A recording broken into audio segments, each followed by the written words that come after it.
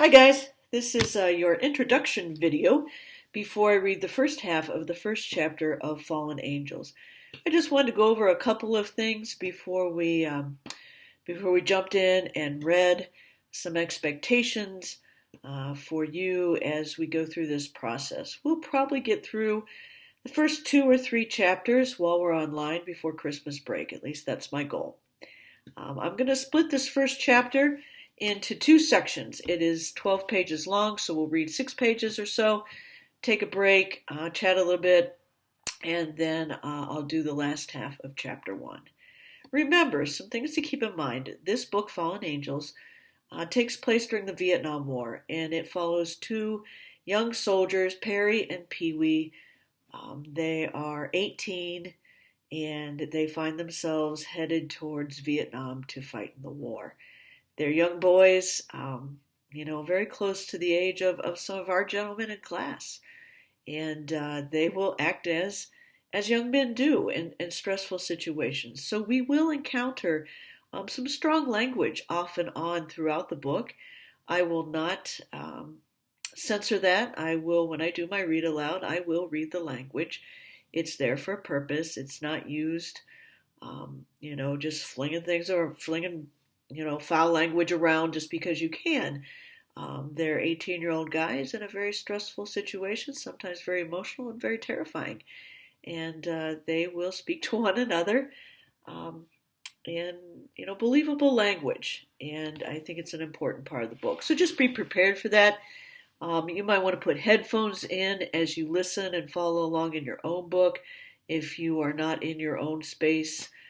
Just because of some of the language. I don't know if you have younger siblings or something like that. There's not a ton of it, but it does surface, and I just want to give you a heads up to that.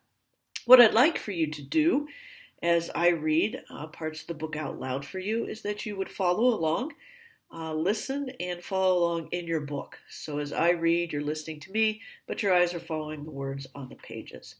Some things to keep in mind as we go through this first chapter. I want you to pay attention to our 2 main characters, Pee Wee and Perry, and just what kind of personalities they have. What kind of guys are they? If I ask you at the end of chapter 1 to, grab a couple adjectives to describe each young soldier, what would those adjectives be, and how would you back up your choices with information from the text? Things they say, things they do, and how they interact with other people. Also, watch for signposts. We know 6 signposts. We practiced them. We looked at literature and pulled them out of literature. We watched videos and found them.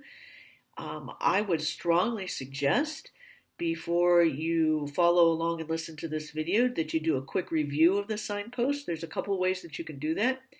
You have a handout in your 3-subject notebook that, or your folder that you could pull out and you could read through that handout.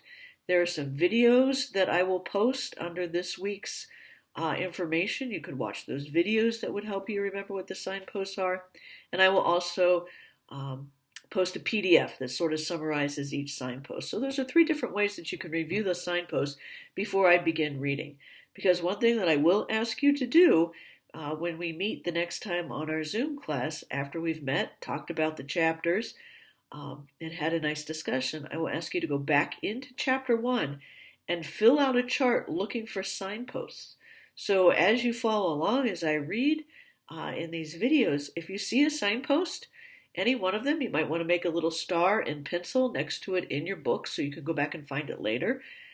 You might want to make yourself a little key, the letter CC for contrast and contradiction, MM for memory moment, and you could sort of mark your book that way as we read. That would be extremely helpful to you when I send you back into the book, the first chapter, to fill out a chart looking for those signposts and doing some really good critical thinking about the literary text and what those signposts teach you as an informed academic reader.